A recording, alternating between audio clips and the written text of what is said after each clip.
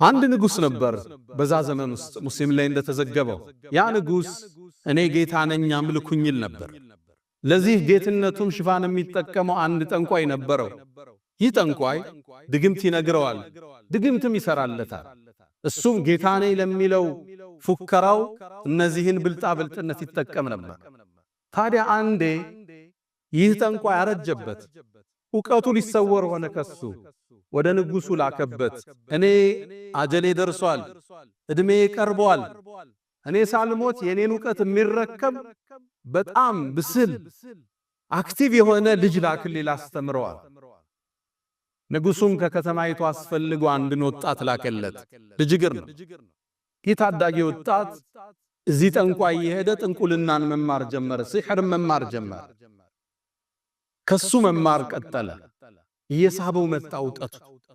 ድንገት ከቤቱ ወጥቶ ወደ ደጋሚው ሲሄድ ሰውማዓ ራሳቸውን የአምልኮ ቤት ውስጥ የሚያስቀምጡ አንድ ራሂብ ባህታዊ ያገኘ። ከሱም ጠጋለና ዕውቀትን ሰማ። ስለ ተውሂድ ነገረው። ማንን ነው የምትገዛለው? እኔማ የምገዛው ያንተንም የኔንም የዓለማቱን ጌታ ነው። ከንጉሱ ውጭ ጌታ አለ እንዴ አለው። አዎና። ጠዋት ከሱ ተውሂድ ተምሮ ወደ ሳሂሩ ይሄድና ዕውቀትን ይቀስማል። ሲመለስም ይማራል። በዚህ መሃል ልጁ ውዝግብ ውስጥ ገባ።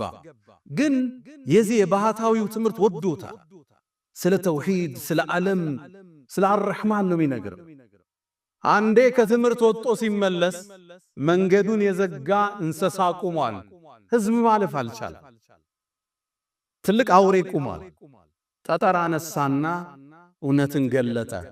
አላህ ሆይ አለ፣ የዚህ የባህታዊው መንገድ አንተ ዘንድ ከደጋሚው በላይ የተወደደ ከሆነ በዚች ጠጠር ይህን እንስሳ ግደለዋል። ጠጠሩንም ወረወረ። አላህም በእጁ ከራማን ፈጠረ። ያ እንስሳ ሞተ። ጥቅልል ብሎ ወደ ራሂቡ ተመለሰ። መጣና ማለው ለባህታዊው፣ ዛሬ እኮ እንዲህ ተከሰተ። ምን ተከሰተ? አንድ እንስሳ አግኝቼ በጠጠር መታውት ሞተ። ያኔ ኒሸኽ ምን አሉት? ልጄ ሆይ ዛሬ አንተ ከኔ በላይ ደረጃ ከፍ ብሏል። የከራማ ባለቤቱና እንዲህ አይነት ደረጃ ተሰጥቶ ሳትፈተን አትቀርም። ፈሐሲብቱም አነማ ኸለቅናኩም አበሰን ወአነኩም ኢለይና ላ ቱርጃዑን። ሙከራ አለ፣ ትፈተናለህ አሉት። ግን አሉት ልብ በሉ፣ ስትፈተን ወደ እኔ እንዳታመላክታቸው፣ ሲገርፉ ሲቆነጥጡ እገሌን ያስተማረኝ እንዳትላል።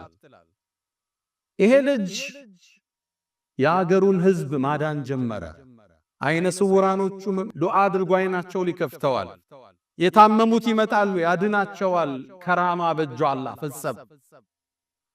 ታዲያ አንዴ ንጉሱ ጋር የሚቀመጥ አንድ ሚኒስትር ነበር። አይኑ በሂደት ጠፍቷል። ይሄ ልጅ እንደሚያድን ሰማና ወደ ልጁ መጣ። ወርቅ ብሩን ይዞ ፊቱ ላይ ዘረገፈውና አንተ ሰው ሆይ እዚህ ጋር የምታየው ንብረት ያንተ ነው፣ አይኔን ካዳንከኛል። ይሄ ወጣት ተውሂድ ይቀራ። አንተ ሰው ሆይ እኔ ማዳን አልችልም፣ የሚያድነው አላህ ብቻ። በአላህ እመን፣ ዱዓ ላድርግልህ፣ አላህ ያድናል። ተውሂድን ተቀበለ፣ ሸሃዳን ያዘ። ልጁ ዱዓ አደረገለት። አላህ አይኑን ከፈተ። አይኑ በርቶ ወደ ንጉሱ ሄደ። አብሮት ቁጭ አለ። ሲያየው አይኑ ተከፍቷል። ምን ነው አይን በራ እንዴ? እንዴት አለ።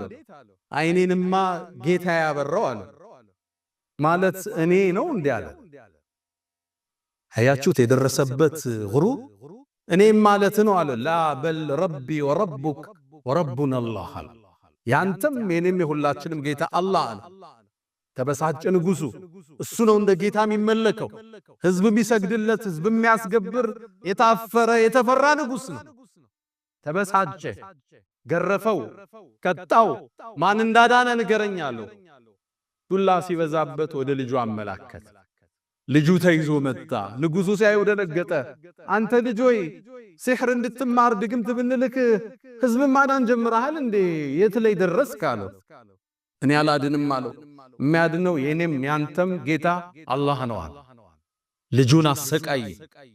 ዱላ ሲበዛበት ማን እንዳስተማረው ተናገረ። ያ ሼኽ ከቤታቸው ተይዘው መጡ።